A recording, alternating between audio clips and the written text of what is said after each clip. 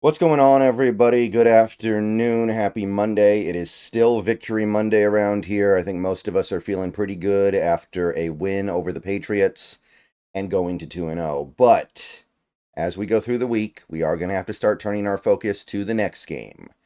There's always a next game until you lose in the playoffs or you win the Super Bowl or you get eliminated. So you always got to think about the next game as long as the season is still going. And our next game is against the Miami Dolphins, who are currently in the middle of a sticky situation at the quarterback spot. They've got some issues at the quarterback spot. I think we all know about them. If you're paying attention to football at all right now, if you're any kind of an NFL fan, you're probably aware of what is going on with the Miami Dolphins at the quarterback spot. And now we have a little bit of clarity on what we might be looking at when we play them on Sunday. So let's go ahead and talk about this now. I know people are waiting for the PFF videos. They are coming later today, but I figured that this took priority for now. So we got Jonathan Jones here with the tweet. Saw it from a couple other places as well, confirming what I think we all already knew, right? There was no way that Tua was going to play on Sunday 10 days after suffering what seemed to be a pretty significant concussion with his history and with the way the league is right now when it comes to concussion stuff. So Skylar Thompson will be the starter for the Dolphins on Sunday against the Seahawks. Skylar Thompson will be the quarterback. Now, apparently Tua is not going on IR yet. Marcel Louis Jacques over here on Twitter as well says that there's not yet enough information per Mike McDaniel to put Tua on injured reserve. They need to evaluate him further and then make that decision. So Tua could come back in the near future, but he will not be back in time for this game against the Seahawks. So we know we're not dealing with Tua. And we also know that we might be dealing with a little bit of Tyler Snoop Huntley. Second half of this tweet. Miami is signing Snoop Huntley off the Ravens practice squad as a depth move. So Tyler Huntley is a player that we're probably a little more familiar with than Thompson because Huntley's played a decent amount of football over the last few years. Thompson really hasn't. Either way, before I get into this any further, I'll just go ahead and say this. Whoever it is, Thompson, Huntley, or some combination of the two, if we lose to this Miami team at home with this massive deficit they're sitting on at the quarterback position, I'm not going to be happy. I am not going to be happy. That's not okay. That deficit alone should decide the game. But let's talk a little bit more about these two quarterbacks. Before we get into that, though, I hope you like this video. If you do, please click the thumbs up button down below. Helps the channel out a lot. Subscribe if you're new and you want daily Seahawks content. Click the bell for notifications. Consider becoming a channel member. It costs $2 a month. Gains access to perks. Those are the best ways to help support the channel. So Skylar Thompson is actually a quarterback that I remember looking at a little bit in the 2022 draft, back when we still had Russell Wilson on the roster, because I viewed Skylar Thompson as like a very poor man's Russell Wilson, and I thought that as long as we're going to have Russell Wilson here, we should get a quarterback that plays somewhat similarly to him to back him up. That just kind of made sense to me. We didn't have the money to spend big on a backup quarterback who was really good, back then it would have been like a Case Keenum type. So I figured, well, let's go get somebody who is bad, but at least he kind of plays like Wilson. And he was going to be a very low pick. And he certainly was. He went to the Dolphins in the late 7th round in the 2022 draft.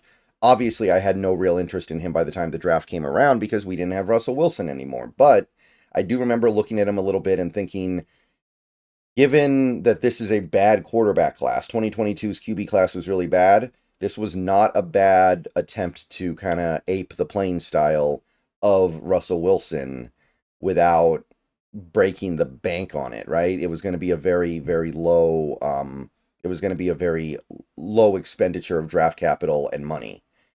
But he hasn't really played that much since he went into the NFL.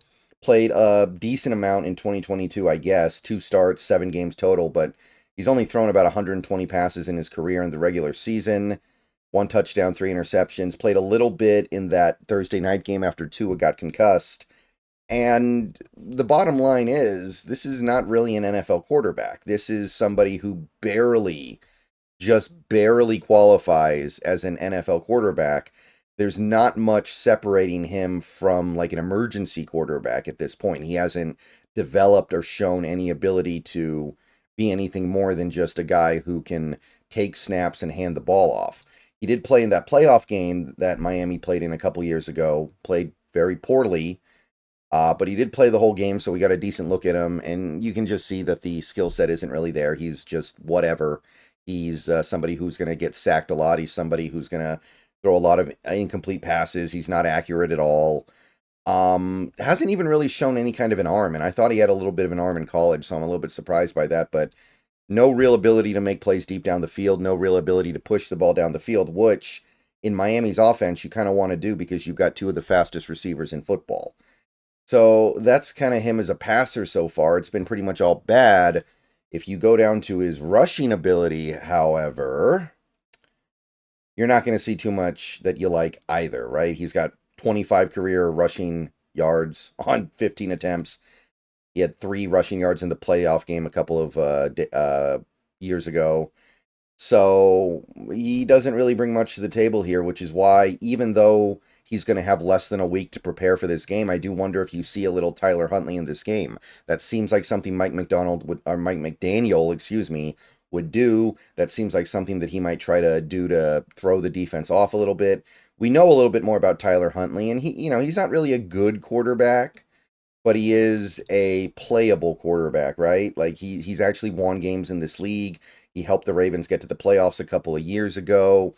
He is much more of an NFL caliber quarterback than Skylar Thompson is, I think. He's got more credentials. He's actually played a decent amount of football in each of the last 3 years. He's played non-trivial amounts of football for the last 3 years, and you can just see the numbers look much better. He still has a turnover problem. He still probably takes too many sacks, but this is a credible NFL quarterback at the backup level, at least. He's not really a guy you ever want to start for you, but in an emergency, he will get it done. He even played in a playoff game. He started a playoff game a couple of years ago, and he played not good, but not terrible either. They could have won that game very easily. They probably should have won that game. It took a very fluky play at the goal line for them to not win that game, really. So Tyler Huntley was got some credentials here, and more importantly than that, what he brings to the table with his legs is legitimate. Like 2021, when he had 4 starts, he gave you almost 300 yards rushing. 2022, the year he made the Pro Bowl, which, don't get me wrong, him making the Pro Bowl was kind of a joke, but he gives you a little something going on there, and that's something that you don't need weeks to prepare for. You can just go out there and run. It's not like this guy's coming off the couch. This guy was on the practice squad, so he should be in football shape. So he gives you at least that dimension of being able to threaten the defense in a way that Skylar Thompson doesn't. He can stress you out a little bit in a way that your other quarterbacks cannot. So it would not shock me if they find a way to get Tyler out there a little bit. They can only do it a little bit because he just got in the building. But don't be shocked if Tyler Huntley ends up getting on the field for a little bit against the Seattle Seahawks. So that is the situation we're looking at right now. Thought I'd go ahead and go over that real quick. Don't be surprised if Miami tries some kind of 2-quarterback system here, because Skylar Thompson's not a real NFL quarterback, really, and they're going to have to come up with something crazy to give themselves a chance to win. And I know they're going to try to give themselves a chance to win. See you guys later. Go Hawks.